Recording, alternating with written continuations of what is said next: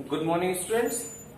तो आज हम लोग वैद्युत धारिता चैप्टर को आगे प्रोसीड करते हुए हमने देख लिया था पीछे कि वैद्युत धारिता किसी भी समांतर प्लेट के कारण कैसे ज्ञात की जाती है, और उससे रिलेटेड छोटे छोटे पहले कुछ न्यूमेरिकल्स कर लेते हैं और फिर इसके टॉपिक्स को आगे फर्दर प्रोसीड करते हैं। लेकिन उसको छोटे छोटे न्यूमेरिकल्स को करने के पहले एक छोटा सा डेफिनेशन है उपांत प्रभाव, इसे समझते हैं। उपांत प्रभाव को इंग्लिश में कहते हैं फ्रिंज इफेक्ट। तो ये क्या है, जैसे आप ये सोचिए कि यहां ये प्लेट है, तो यहां जो भी आवेश है पूरे प्लेट पे एक जैसा आवेश होगा, लेकिन यहां कोनों पर आवेश बहुत अधिक मात्रा में। आप जान लीजिए कि आवेश जो कोने पर सबसे अधिक मात्रा में इकट्ठे होते हैं, उसका जहां पे क्षेत्रफल कम होता है वहां पे आवेशों का एकत्रीकरण बहुत ज्यादा होता है। तो यहां क्षेत्रफल जैसे नोक पे शार्प टर्न हो गया तो क्षेत्रफल तो बहुत कम हो गया इस नोक का, तो यहां पे आवेशों का कलेक्शन बहुत अधिक हो जाएगा, यहां पे आवेश बहुत अधिक होंगे। इसीलिए बहुत जो ऊंची ऊंची इमारतें होती हैं उसके ऊपर ऐसे कुछ रॉड निकाल देते हैं धातु की, तो जिसके कारण जब बिजली उजली चमकती है तो वो बिजली क्या होती है उसी रॉड से होके अर्थ हो जाती है। तो जो भवन है वो बच जाते हैं बिजली के इफेक्ट से। जो बिजली गिरती है बारिश के दिनों में, जब बारिश के बाद जब बिजलियां चमकती हैं कड़कड़ाती हैं, तो उनमें वैद्युत क्षेत्र का मान बहुत अधिक होता है।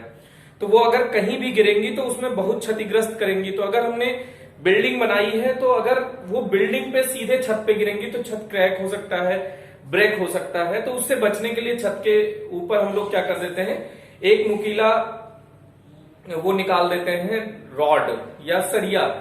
आप ये समझ लीजिए कि अलग अलग धर्मों में अलग अलग प्रचार है। जैसे हिंदू धर्म में लोग अपने घरों के ऊपर त्रिशूल बना देते हैं, त्रिशूल में ये नोक देखिए, तो ये आपको जब नोक नुकीला चीज हुआ तो यहां आवेश ज्यादा तेजी से इकट्ठे होंगे और ये जल्दी से अर्थ हो जाएंगे। तो कुल मिला के आवेश अगर आसपास कहीं गिरना है तो इसी नोक पर गिरेंगे।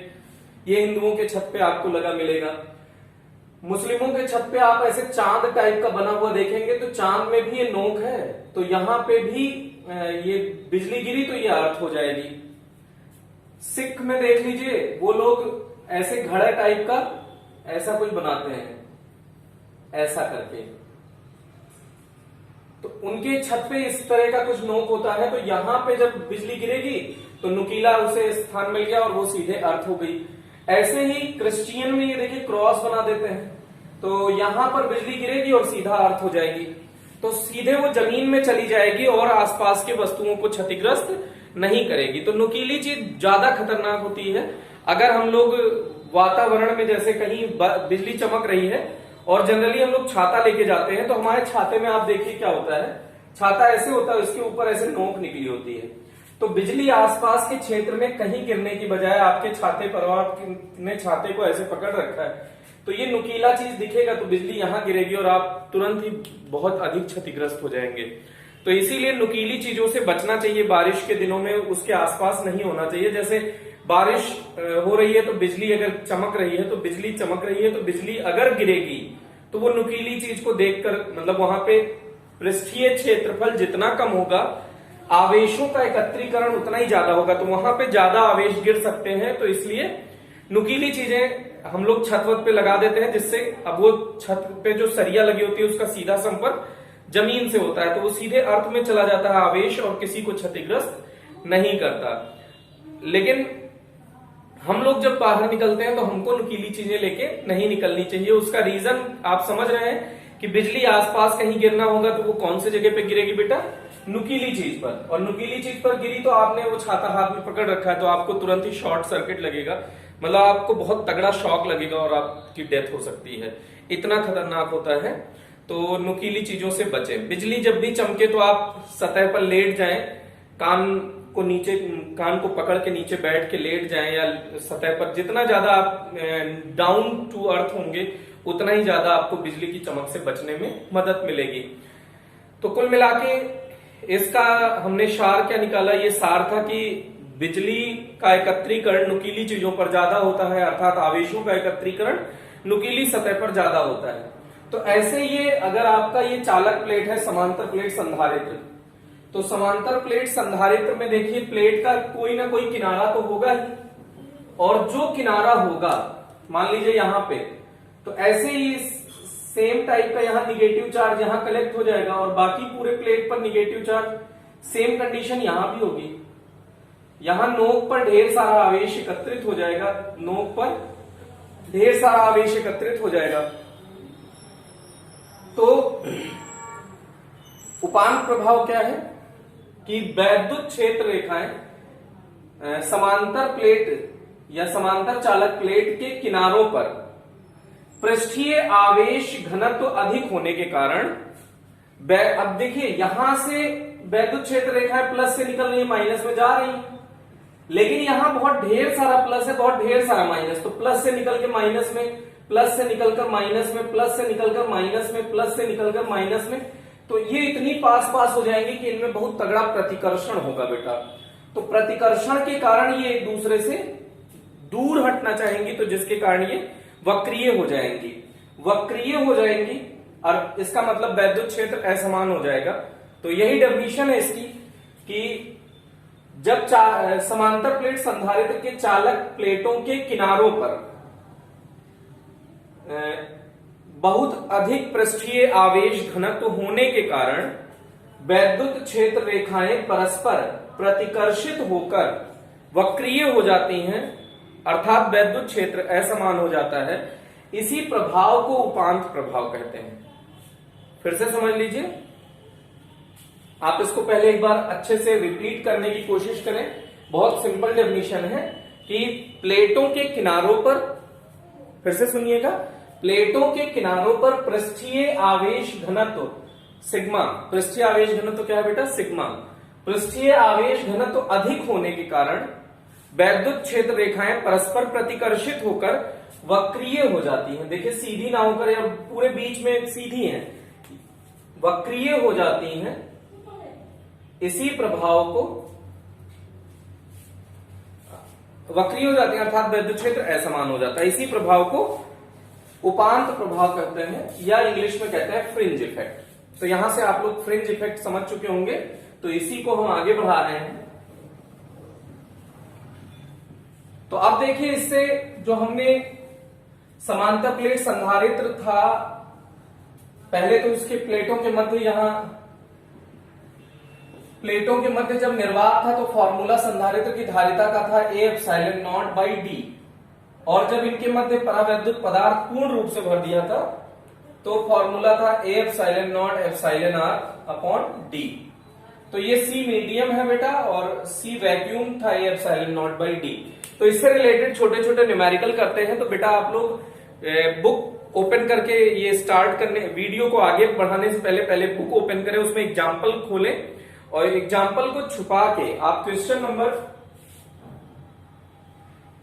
हमने 4 तक डिस्कस कर लिया था, क्वेश्चन 5 तक हम क्वेश्चन नंबर 6 आप ट्राई करें, खुद से ट्राई करें, और जो आंसर आया आप कमेंट सेक्शन में जरूर बताएं, जल्दी से बताएं, फास्ट करने की कोशिश करें। आप 20 सेकंड 30 सेकंड ऐसे टाइम लिया करें और जल्दी से आंसर बताएं। वीडियो पॉज करें और जल्दी से आंसर ट्राई करें, उसके बाद आप देखें। जब आप आंसर ट्राई कर लेंगे तो आप उसके बाद वीडियो देखें, तो आपको बहुत मजा आने वाला है। तो इसलिए खुद से ट्राई करें बेटा, एकदम डिट्टो इसी फॉर्मूले पर बेस्ड है जो हमने बताया। तो वीडियो पॉज करें, वीडियो न्यूमेरिकल ट्राई करें। तो होप कि आप लोगों ने कर लिया होगा और जरूर आंसर कमेंट सेक्शन में लिखा करें। तो उसके बाद आप अगर कर चुके होंगे तो क्वेश्चन नंबर 6 देखिए क्या कह रहा है। एक समांतर प्लेट संधारित्र की प्लेटों का क्षेत्रफल, ये प्लेट का क्षेत्रफल a है और इनके मध्य की दूरी स्मॉल d है। अब प्लेटों का क्षेत्रफल 2 गुना कर दिया जाए, जो ये क्षेत्रफल a था इसे 2a कर दिया जाए, a को क्या कर दिया जाए 2a, और प्लेटों के मध्य की दूरी आधी कर दी जाए, प्लेटों के मध्य की दूरी आधी कर दी जाए, तो प्रारंभिक मान की धारिता कितने गुना हो जाएगी। प्रारंभिक स्थिति में, इस स्थिति में धारिता C प्रारंभिक ए एप्सिलॉन नॉट बाई डी है बेटा, C अंतिम, धारिता अंतिम में कैसे है, A dash epsilon not by D dash.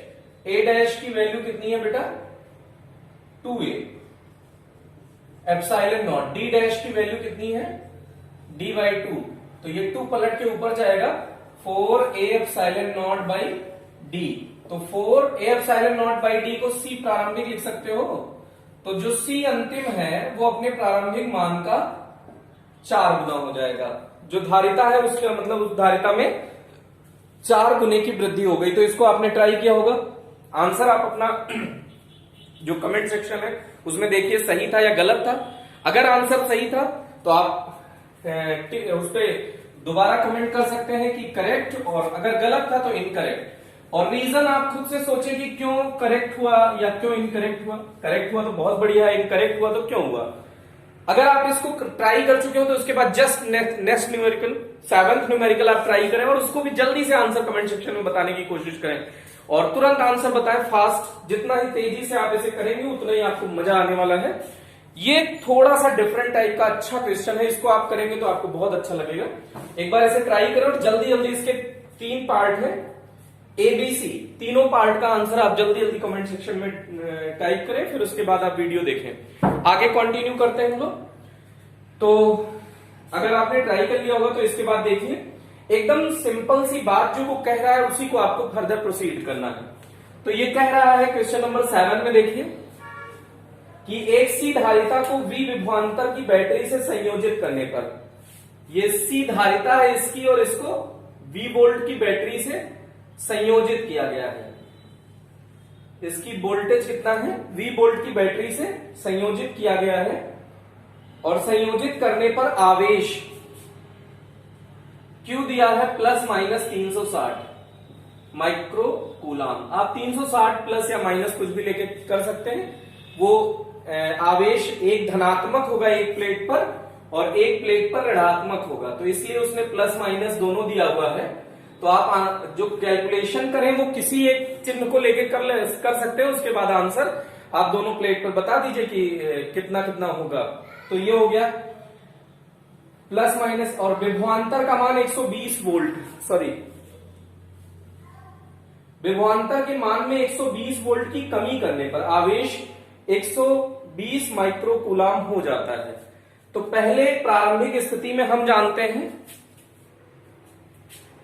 C equals Q by V, तो Q दिया है बेटा, तो CV इक्वल्स Q, तो CV रहने दीजिए, ये प्रारंभिक स्थिति में, प्रारंभ में, तो CV 360, ये समीकरण नंबर 1 मान लीजिए।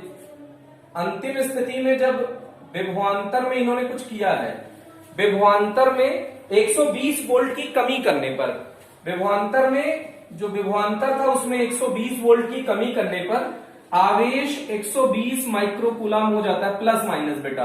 बिल्कुल इसकी टेंशन ना लीजिएगा कि प्लस माइनस हुआ है। अब यहां से 2 समीकरण है, 2 अज्ञात राशियां हैं। एक तो तरीका आप दोनों को डिवाइड कर दीजिए सॉल्व करने का।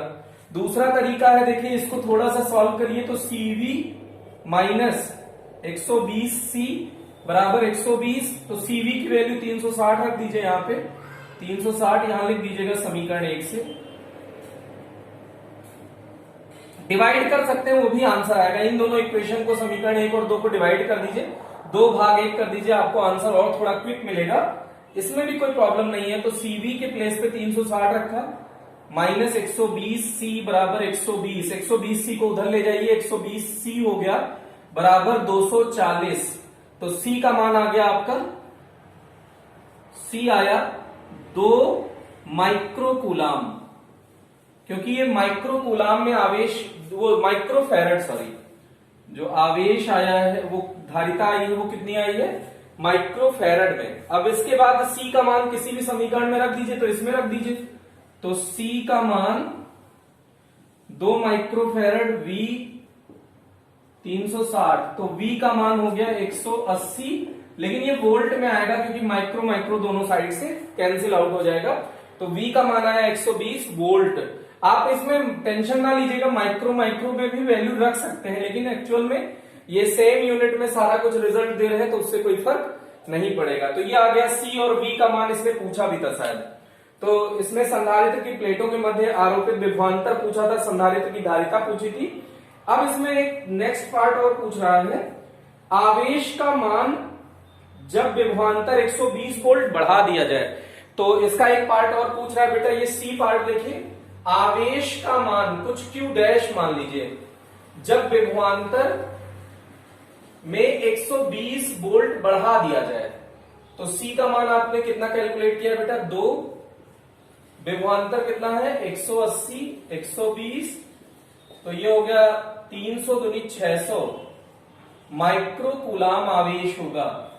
आवेश का मान पूछ रहा है जब कितना बढ़ा दिया जाए, 120 वोल्ट विभवांतर बढ़ा दिया जाए। तो ये इसका न्यूमेरिकल का पार्ट था। अगर आपका आंसर तीनों आ गया हो तो आप करेक्ट लिखें कमेंट सेक्शन में, अगर आपका आंसर गलत हो तो आप इनकरेक्ट लिखें। और रीजन जरूर एक बार कोशिश करें कि रीजन लिखें कि क्यों इनकरेक्ट हुआ, due to formula, due to calculation, ये जरूर लिखें रीजन में। तो आपको इससे ये सुधार होगा नेक्स्ट टाइम में कि आपने क्या मिस्टेक करी थी, नेक्स्ट क्वेश्चन में उसको हम मिस्टेक नहीं करेंगे। तो इस टाइप का। फिर एकदम डिट्टो टाइप के 2 न्यूमेरिकल और हैं, तो आप 8th न्यूमेरिकल फिर से जल्दी से ट्राई करो बेटा, वीडियो पॉज करके, और उसका कमेंट सेक्शन में आंसर लिखो जल्दी से, फास्ट। आप क्वेश्चन 8 डाल के उसमें आंसर में लिख सकते हैं 8 करेक्ट या इनकरेक्ट। करेक्ट हुआ तो उसका कोई रीजन नहीं, इनकरेक्ट हुआ तो आप रीजन लिखो कि due to calculation, due to mistake of formula, due to mistake of formula और due to mistake of calculation. अगर कैलकुलेशन मिस्टेक हो रही है तो इसका मतलब कॉन्सेप्ट ठीक है, कैलकुलेशन में इंप्रूवमेंट करना है। अगर फॉर्मूला मिस्टेक हो रहा है तो इसका मतलब है चैप्टर आप कमजोर कर रहे हैं, अभी चैप्टर आपका स्ट्रांग नहीं हो पाया, उसकी थ्योरी आपने अच्छे से ग्रिप नहीं की है। तो चलिए नेक्स्ट क्वेश्चन को ट्राई करते हैं। आपने होप की ट्राई कर लिया होगा। परस्पर 1 मिलीमीटर दूरी पर स्थित, ये डी का वैल्यू दिया है इन्होंने, 1 मिलीमीटर को मीटर में कन्वर्ट कर लिया। दो 5 सेंटीमीटर त्रिज्या की वृत्ताकार चकतियां, ये एक्चुअल में ऐसे कुछ हैं एक दूसरे के समांतर। इस पर पॉजिटिव आवेश दे दीजिए, इस पर निगेटिव आवेश, समांतर प्लेट संधारित्र समांतर प्लेट संधारित्र बन जाएगा। तो आर दिया है, रेडियस इसका, रेडियस दिया है 5 सेंटीमीटर, तो 5 सेंटीमीटर, तो आपको धारिता ज्ञात करनी है। तो C equals A epsilon not by D. A की वैल्यू कितनी है, एरिया निकालना पड़ेगा, तो एरिया आप इस फॉर्मूले से कैलकुलेट करें, ए इक्वल्स पाई आर स्क्वायर। पाई का मान 3.14 गुणा आर का मान है 5 गुणा 10 की घात -2, स्क्वायर है तो 5 गुणा 10 की घात -2, तो 25 गुणा 3.14 गुणा 10 की घात -4। अभी आप बाद में इसको पहले वैल्यू सब्स्टिट्यूट करें, 25 गुणा 3.14 गुणा 10 की घात -4। एप्सिलॉन नॉट का मान है 8.85 इंटू 10⁻12। डी की वैल्यू बेटा 10 की घात -3, 1 से कोई फर्क नहीं पड़ेगा। तो आपको सिर्फ कैलकुलेशन करना है। ये लगभग 9 मान लीजिए, ये 3 मान लीजिए, तो 9 3 27 का 25 से गुणा कर दीजिए, 25 इंटू 27। ये आप कैलकुलेशन में ना शो किया करें बेटा, ये हम शॉर्टकट बता रहे हैं। तो इसका मतलब ये नहीं कि ये करेक्ट हो गया, 9 आप मान लोगे इसे और इसे 3 मान लोगे, ये कोई लॉजिक नहीं है, लेकिन करीब आंसर आएगा तो उससे कोई रिजल्ट पे फर्क नहीं पड़ेगा। तो 25 सतह 175 और 50, तो ये 5 7 6, तो ये करीब आया आपका 67.5 इंटू 10 टू पावर, ये 12 4 16 में से 3 गया 13, 10 की घात -13। अब 10 की घात -13 पॉइंट क्यों लगा रहे हैं आप, पॉइंट नहीं लगाना है भाई, क्योंकि 3 मान लिया, 9 मान लिया, 27 का 25 से गुणा करेंगे तो पॉइंट क्यों लगाएंगे। तो 675 इंटू 10 की घात -13, तो 10 की घात माइनस अगर 12 बना लोगे तो पीको में आंसर बता दोगे। तो 10 से भाग कर दीजिए, 10 से गुणा कर दीजिए, तो भाग करोगे तो 67.5 इंटू 10 टू पावर -12, तो इसका मतलब 67.5 पीको फेरेड। यह आपका आंसर आ गया धारिता का। इसी के करीब आंसर आना चाहिए, आंसर आया है 69.5 67.5, चलेगा, लगभग लगभग करीब है, सही है।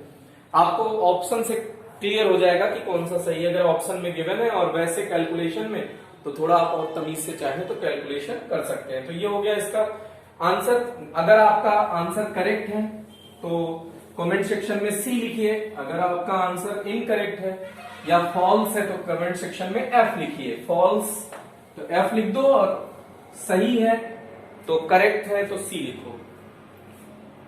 ओके, और ये अगर इनकरेक्ट है, फॉल्स है, एफ लिखा है आपने, तो उसके बाद कमेंट सेक्शन में ये जरूर लिखा करो कि रीजन क्या है। रीजन आपका ड्यू टू कैलकुलेशन और ड्यू टू फॉर्मूला। अगर फॉर्मूला में मिस्टेक हो रहा है तो थ्योरी अभी कंप्लीट नहीं है बेटा, फिर से रिवीजन की रिक्वायरमेंट है।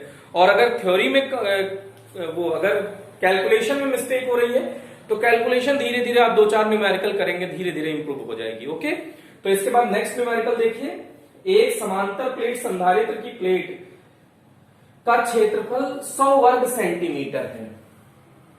क्षेत्रफल दिया है 100 वर्ग सेंटीमीटर, को मीटर में बदल लोगे तो 10⁻⁻4 मीटर स्क्वायर। सेंटीमीटर की जगह पे मीटर लिखोगे 10⁻⁻2, स्क्वायर करोगे 10 कहने का मतलब है ऐसे दिया है बेटा, ये सेंटीमीटर स्क्वायर, वर्ग सेंटीमीटर का मतलब 100 गुणा सेंटीमीटर की जगह 10⁻2 मीटर लिखोगे, लेकिन स्क्वायर भी तो लगा है, तो ये 100 इंटू 10⁻4 मीटर स्क्वायर, ये एरिया आ गया।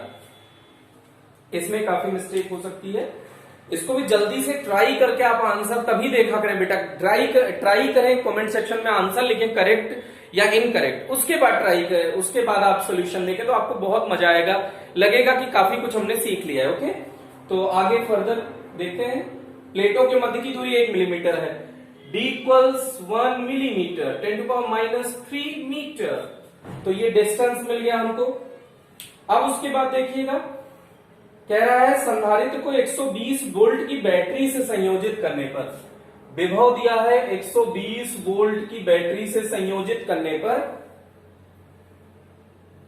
0.12 माइक्रोकूलम का आवेश संचित होता है। Q = 0.12 माइक्रोकूलम का आवेश संचित होता है। प्लेटों के मध्य भरे पदार्थ का परावैद्युतांक ज्ञात करो। तो परावैद्युतांक के इसका मतलब एप्सिलॉन r आपको फाइंड करना है। तो पहले धारिता निकाल लो इससे, C = Q/V, Q/V = C। Q दिया है बेटा, कितना दिया है 0.12 माइक्रो का मतलब 10⁻⁻6। V कितना दिया आपको 120। अब यहां से पॉइंट हटाएंगे तो 2 0 और बढ़ेगा, तो ये 12 एक बार जाएगा, यहां 1000 बचा, 10⁻3, तो 10⁻3 ऊपर जाएगा, 10⁻−3 हो जाएगा, 10⁻−9 फैरड आपका ये धारिता आ गया। अब C = जब परावैद्युत पदार्थ भरा हो, इन प्लेटों के मध्य क्या भर दिया हो बेटा, परावैद्युत पदार्थ भर दिया हो, कितने का, वही आपको एप्सिलॉन r का मान ज्ञात करना है। तो C मीडियम = A, या आपने जो कैलकुलेट किया है वो C मीडियम ही है, A एप्सिलॉन r/d। तो आपको एप्सिलॉन r चाहिए, तो CmD/A एप्सिलॉन। तो C की वैल्यू कितनी है बेटा, C आपने कैलकुलेट करा है 10⁻⁹। D कितना है, D आपको दिया है 10⁻³ अपॉन एरिया कितना है बेटा 10⁻², 10⁻² और 10⁻⁴, तो 10⁻² एप्सिलॉन है 8.85 इंटू 10⁻12।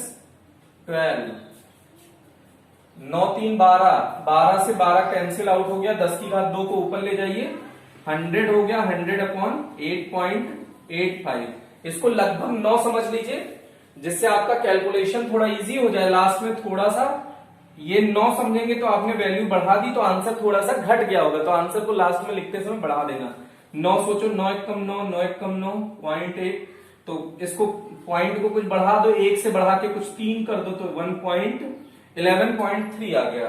तो 11.3 3 इसका परावैद्युतांक है। जो पदार्थ इसके प्लेटों के मध्य भरा है उसका परावैद्युतांक कितना है बेटा? 11.3। ओके, तो इसको आप फिर से आप देखें, आप लिखें कि क्या प्रॉब्लम हुई, आपने क्यों आंसर गलत लिखा या आंसर सही है तो बहुत बढ़िया, इसका मतलब आपने इससे रिलेटेड कॉन्सेप्ट सीख लिया। अब अगर इन न्यूमेरिकल्स, छोटे छोटे न्यूमेरिकल्स को आपने अगर ट्राई कर लिया हो तो आप उसके बाद का आगे का टॉपिक देखें। बहुत सिंपल टॉपिक है, एकदम वही है जैसे हमने उन दोनों डेरिवेशन को किया था, एकदम सेम 2 डेरिवेशन और देखेंगे तो आपको इससे रिलेटेड काफी कॉन्सेप्ट क्लियर हो जाएगा। तो समांतर प्लेट संधारित्र की धारिता, समांतर प्लेट संधारित्र, पैरेलल प्लेट कैपेसिटर, समांतर प्लेट संधारित्र की धारिता जब प्लेटों के मध्य आंशिक रूप से, बिंदी जरूर लगा देना, आंशिक रूप से परावैद्युत पदार्थ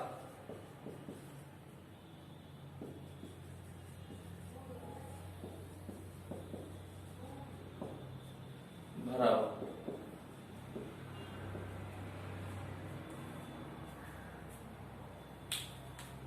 when dielectric substance filled partially, when dielectric substance filled partially, then find capacitance. Partially का मतलब इसमें कुछ टी मोटाई का परावैद्युत पदार्थ भर दिया है, प्लेटों के मध्य की दूरी वही है। तो आप देख लो ये इधर लिख सकते हो sigma equals Q upon A greater than 0, इधर लिख सकते हो sigma equals Q upon A less than 0।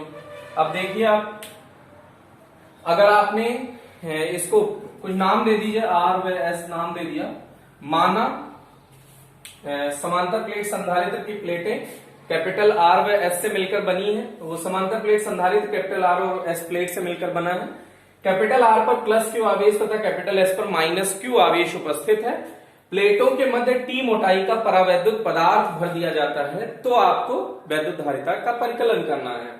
तो वैद्युत धारिता का परिकलन करने के लिए वही कॉन्सेप्ट है, हमको चाहिए सी, तो C equals Q upon V, इसका मतलब V चाहिए, तो V equals E into D, तो इसका मतलब E चाहिए। E इक्वल्स होता है सिग्मा अपॉन एप्सिलॉन नॉट, तो इसका मतलब सिग्मा चाहिए, तो सिग्मा इक्वल्स क्यू अपॉन ए। ये आपका सीक्वेंस है। अगर ये सीक्वेंस आपको दिमाग में रहता है तो ये डेरिवेशंस बिल्कुल इजी हैं। तो आप देखिए, सबसे पहले हम लोग सिग्मा निकालते हैं। तो चालक प्लेटों पर उत्पन्न पृष्ठीय आवेश घनत्व, चालक प्लेट आर व एस पर उत्पन्न पृष्ठीय आवेश घनत्व सिग्मा इक्वल्स क्यू अपॉन ए। वैद्युत क्षेत्र वो आपको निकालना है प्लेटों के मध्य, वैद्युत क्षेत्र ई पहली स्थिति कब ज्ञात कर रहे हैं? निर्वात में बेटा, तो ई निर्वात सिग्मा अपॉन एप्सिलॉन नॉट, समीकरण 1 से मान रख दो, तो Q upon A epsilon not. ये कहां से आया? समीकरण 1 से। हमको अच्छा माध्यम ने भी, देखिए इसके बीच में माध्यम भी भर दिया है, तो माध्यम भी चाहिए। तो जब प्लेटों के मध्य माध्यम उपस्थित हो,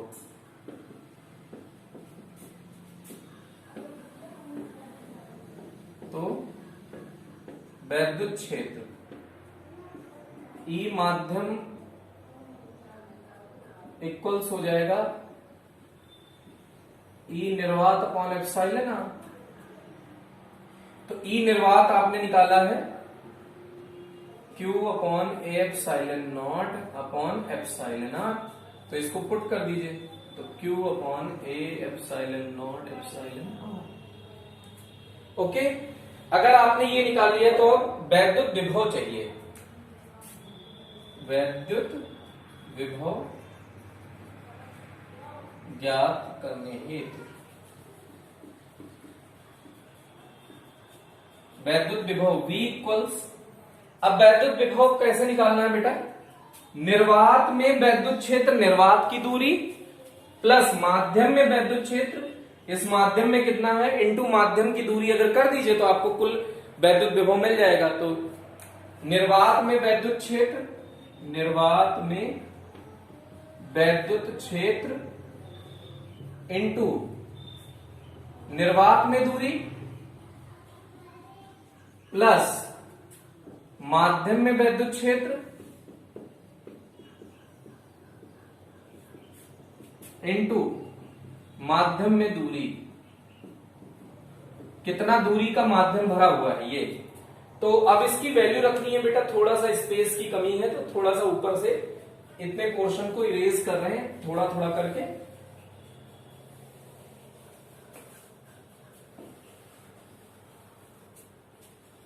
तो देखिएगा, तो V इक्वल्स क्या हो जाएगा बेटा, निर्वात में वैद्युत क्षेत्र कितना है, रहने दीजिए चाहे E निर्वात लिख दीजिए, इनटू निर्वात में दूरी, निर्वात की दूरी का मतलब ये दूरी और ये दूरी चाहिए, तो ये दूरी अगर हटा दो पूरी दूरी में से तो आपको निर्वात वाली दूरी मिल जाएगी। तो पूरी दूरी कितना है बेटा D, अगर उसमें से T हटा दो तो ये बची हुई दूरी मिल जाएगी ना।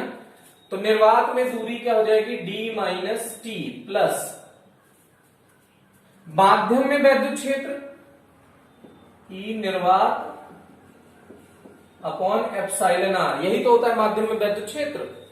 ये देखिए E निर्वात अपॉन एप्सिलॉन आर इनटू माध्यम में दूरी कितनी है T।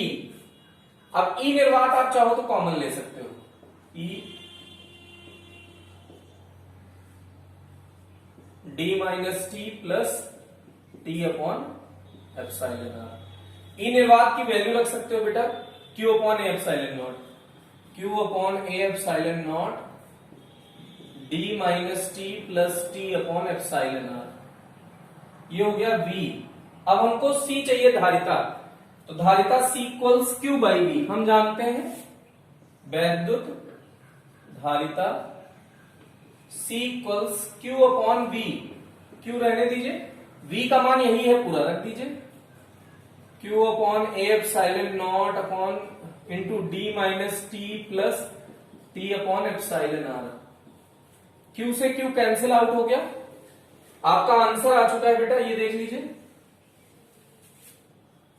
तो आंसर आ गया C equals A epsilon naught, ऊपर चला जाएगा नीचे है तो A epsilon naught upon D minus T plus T upon epsilon R. ये हो गया वैद्युत धारिता का सूत्र। ओके, तो इसको आप खुद से एक बार ट्राई करने की कोशिश करें, आप अपने मन से खुद से इसे सॉल्व करें। अगर आपको कोई प्रॉब्लम आती है तो आप कमेंट सेक्शन में बताएं। अच्छा देखिए, ये फॉर्मूला चेक करने का भी तरीका हमारे पास है कि अगर हम इसी टी का मोटाई डी के बराबर कर दें, टी को बढ़ाकर कितना कर दें, डी के बराबर, तो टी जब डी के बराबर हो जाएगा तो डी माइनस डी जीरो हो जाएगा, ये जीरो हो जाएगा। डी अपॉन एप्सिलॉन आर, तो एप्सिलॉन आर ऊपर चला जाएगा, बटे में डी बचेगा, तो A epsilon naught epsilon R upon D.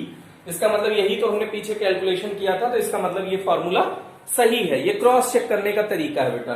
अब इसके बाद अगर आपने इसको सॉल्व कर लिया हो तो आपको इस टाइप से ही एकदम छोटे छोटे इससे रिलेटेड एक दो न्यूमेरिकल, चाहे इससे थोड़ा सा और अच्छा एक डेरिवेशन है एकदम सेम ही, तो उसको कर लेते हैं, उसके बाद न्यूमेरिकल देखते हैं। तो फॉर्मूला धारिता क्या क्या आ गया बेटा, C equals A epsilon naught upon D minus T plus T upon epsilon R. फिर से रिपीट करने की कोशिश करिए।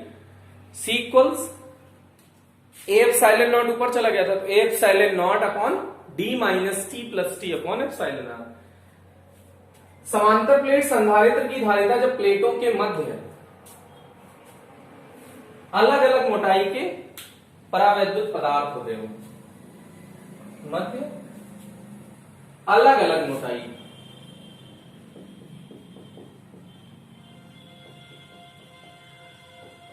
के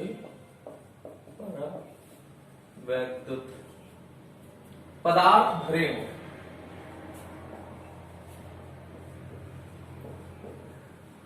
एकदम सेम डेरिवेशन है बेटा, तो इसको देखिएगा, अलग अलग मोटाई का परावैद्युत पदार्थ भर दीजिए।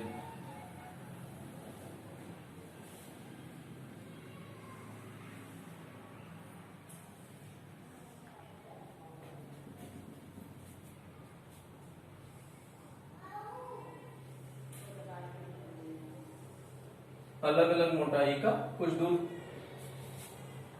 अलग अलग मोटाई के ढेर सारे परावैद्युत पदार्थ भर दिए हमने। इस पर आप आवेश दे दीजिए पॉजिटिव, और इस पर आवेश दे दिया आपने निगेटिव।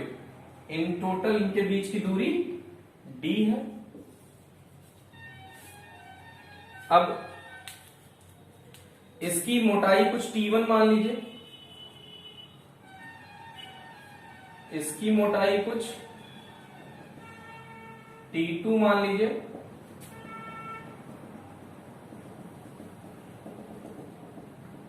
इसकी मोटाई T3, इसका परावैद्युतांक है एप्सिलॉन R1, इसका है एप्सिलॉन R2, एप्सिलॉन R3। इसमें कुछ आप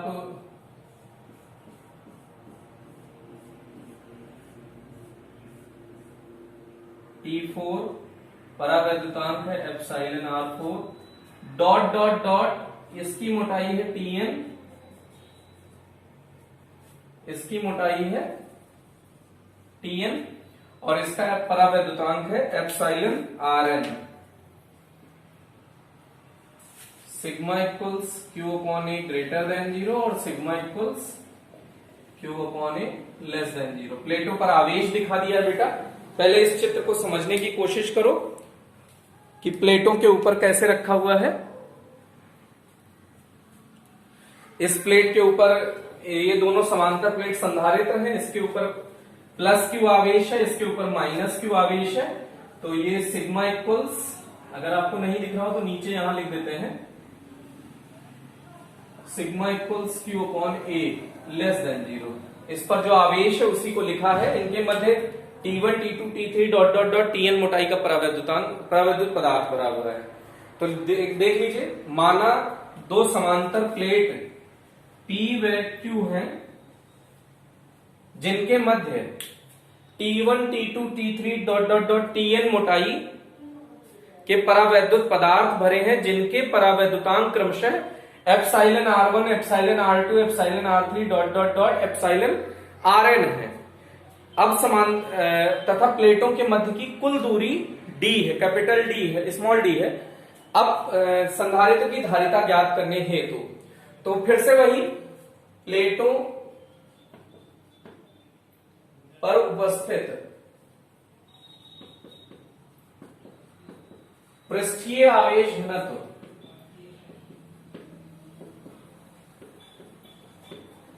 सिग्मा इक्वल्स Q अपॉन ए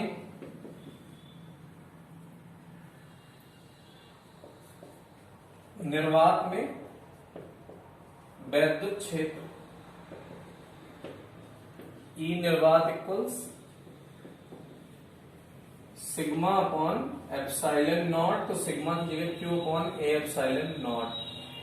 समीकरण नंबर 2 ये कहां से आया है? समीकरण 2 से।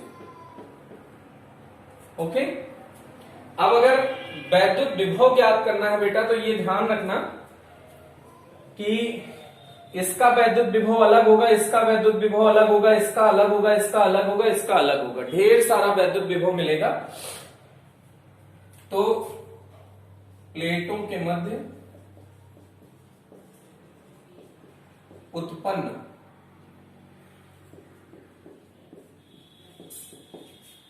वैद्युत विभव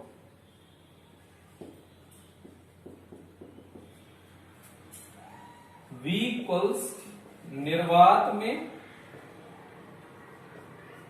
वैद्युत क्षेत्र इंटू निर्वात में दूरी प्लस प्रथम माध्यम में वैद्युत विभव, द्वितीय, तृतीय, चतुर्थ, पंचम डॉट डॉट डॉट nवें माध्यम में वैद्युत विभव।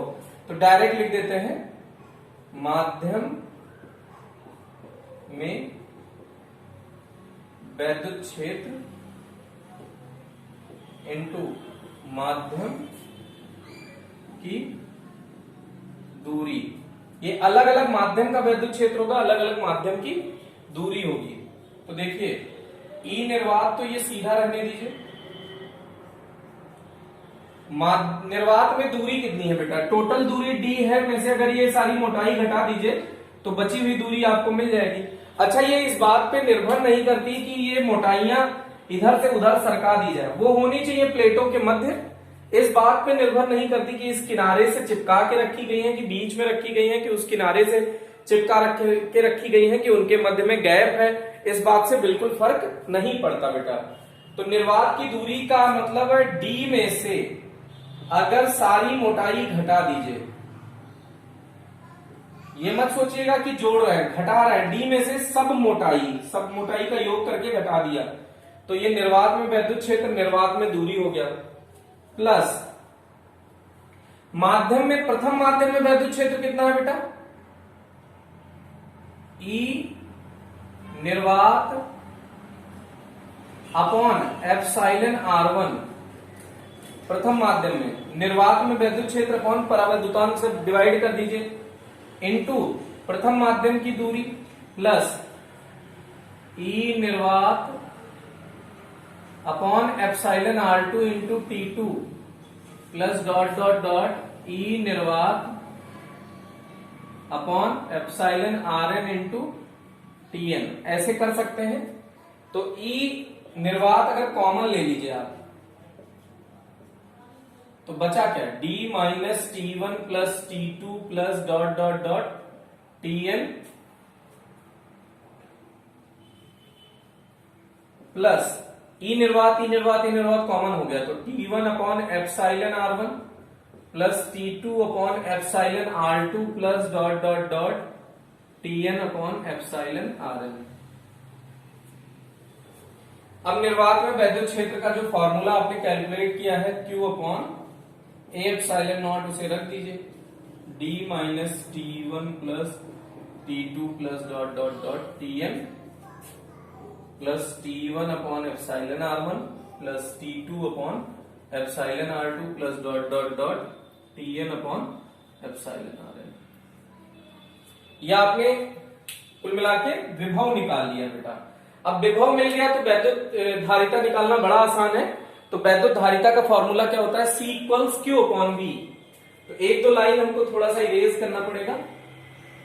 वैद्युत धारिता के लिए हम जानते हैं प्लेटों के मध्य, प्लेटों समांतर प्लेट संधारित्र की धारिता C equals Q upon V।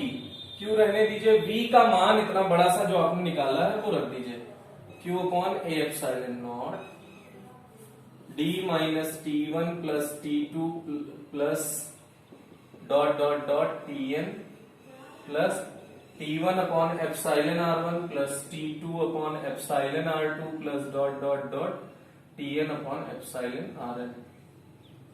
ये हो गया बेटा। ओके, अब Q से Q कैंसिल आउट हो गया, तो ए एप्सिलॉन नॉट ऊपर लेके चले जाइए, आंसर आ गया।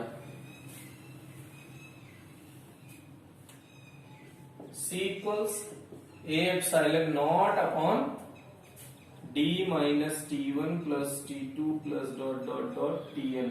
इसको ब्रैकेट में जरूर रखना बेटा, plus T1 upon epsilon R1 T2 upon epsilon R2 plus dot dot dot Tn upon epsilon Rn। ये हो गया बेटा डेरिवेशन।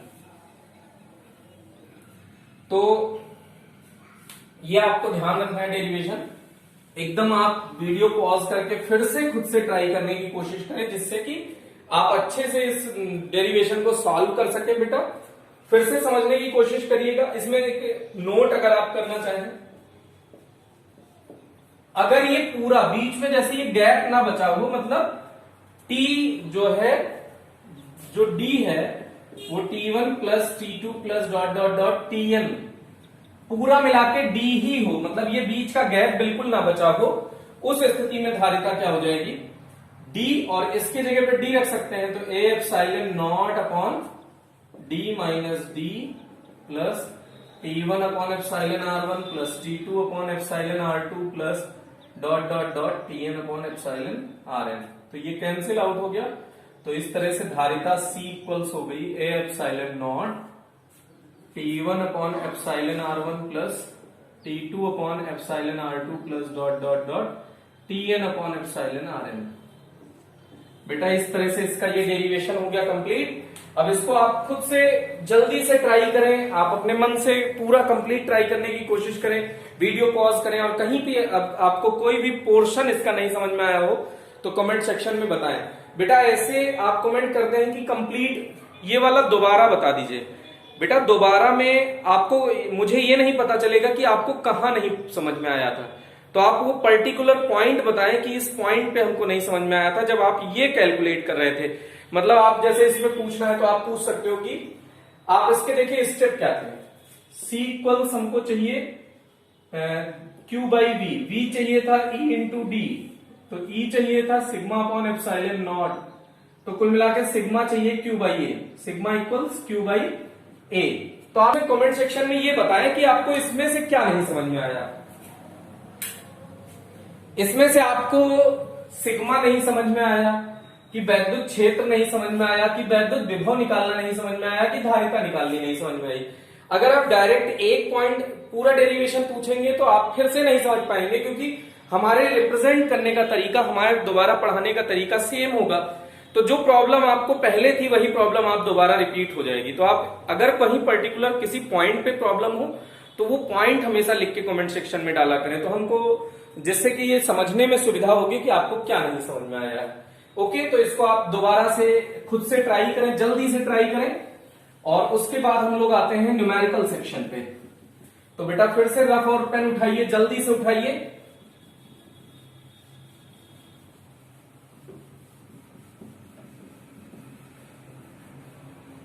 डेरिवेशन पहले करें आप अच्छे से, आराम से। डेरिवेशन में टाइम जो भी लगे वो खर्च करें आप, पहले डेरिवेशन कंप्लीट करें, उसके बाद हम लोग न्यूमेरिकल करेंगे आगे।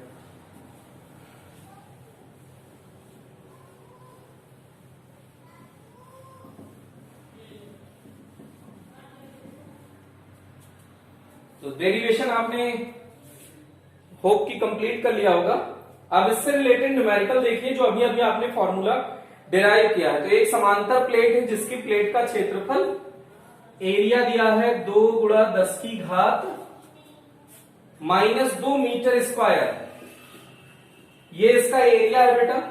प्लेटों के मध्य की दूरी 0.01 मीटर शायद गिवन है जी। प्लेटों के मध्य T इक्वल्स दिया है 6 मिलीमीटर, का मतलब 10 की घात -3 मीटर। मोटाई की एबोनाइट प्लेट है जिसका परावैद्युतांक है एप्सिलॉन R3 रखी है। संधारित्र की धारिता ज्ञात कीजिए। तो हम जानते हैं C equals A epsilon naught upon D minus T plus T upon epsilon R। बेटा जल्दी से आंसर सॉल्व करके कमेंट सेक्शन में आप बताओ, जल्दी से आप इसका कमेंट बताओ कि आप जल्दी से सॉल्व करो, फिर आप अपना आंसर, मेरा आंसर आप सॉल्व करता हुआ देखें कि मैंने कैसे सॉल्व किया। अगर आपका आंसर करेक्ट है तो C लिखें, और इनकरेक्ट है तो आप F लिख सकते हैं, फॉल्स लिख सकते हैं। ओके, C A की वैल्यू है 2 गुणा 10 की घात -2, epsilon naught 8.85 10 to power -12। D कितना है 0.01, माइनस T कितना है बेटा 6 गुणा 10 की घात -3, प्लस T कितना है 6 गुणा 10 की घात -3 अपॉन 3 एप्सिलॉन R की वैल्यू, तो ये हुआ 2। अब ये ऊपर रहने दीजिए, 2 गुणा 10 की घात -2 गुणा 8.85 गुणा 10 की घात -12। अब इसको आप देखिए, -6 प्लस 2, 10 की घात सेम है ना, तो पॉइंट को भी घात में बदल लीजिए, तो ये अपॉन 100 हो जाएगा। तो इसका मतलब है 1 इंटू 10 टू पावर -2 हुआ, -6 और प्लस 2, तो -4 गुणा 10 की घात -3। अब घात अभी भी डिफर कर रही है बेटा, तो पहले घात को इक्वल करने की कोशिश करो, तो 10 से गुणा कर दो और 10 से भाग कर दो यहां पे, तो फिर से वही हो जाएगा। ये आ गया 10 गुणा 10 की घात -3, तो 2 गुणा 8.85 इंटू 10 टू पावर -14 अपॉन ये हो गया 10 गुणा 10 की घात -3 माइनस 4 गुणा 10 की घात -3, तो 10 में से 4 आराम से आप घटा सकते हैं, तो 6, 10 में से 4 गया तो 6 आया, तो C इक्वल्स हो गया 2 गुणा 10 की घात 2 गुणा 8.85 इंटू 10 टू पावर -14 अपॉन 10 में से 4 गया 6 गुणा 10 की घात -3, 6 गुणा 10 की घात -3, तो 2 तिहाई 6, 3 से कट कर दो बेटा, 3 दूनी 6, 2 बचा, 3 9 27, 1 3 बचे 15। अब घात इकट्ठी कर लो, ये 10 की घात में कितना जाएगा +3 हो जाएगा, तो 10 की घात -11। अब 10 की घात -11 फैराड आया है, तो 12 कर लीजिए तो पिको फैराड हो जाएगा, तो इसका मतलब है 10 से गुणा कर दीजिए, 10 से भाग, तो भाग वाला ऊपर जाएगा, 10 की घात -12 बनाएगा, 10 से गुणा इसमें जो किए हो वो आपके काम आएगा, तो ये 29.5 गुणा 10 की घात -12 फैराड हुआ, तो इसका मतलब 29.5 पिको फैराड। ये आपकी धारिता आ गई। अगर आपका आंसर सेम है तो आप कमेंट सेक्शन में सी लिखें करेक्ट, अगर आपका आंसर गलत है तो कमेंट सेक्शन में फॉल्स लिखें, और रीजन उसके बाद जरूर टाइप करें कि रीजन क्या था, ड्यू टू कैलकुलेशन और due to formula application.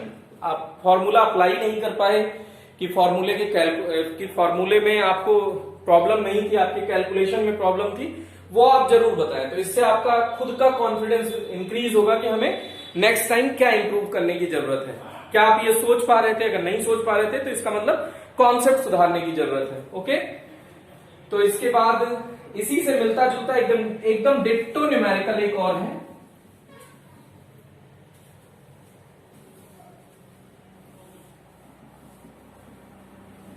Information में गिवन है बेटा,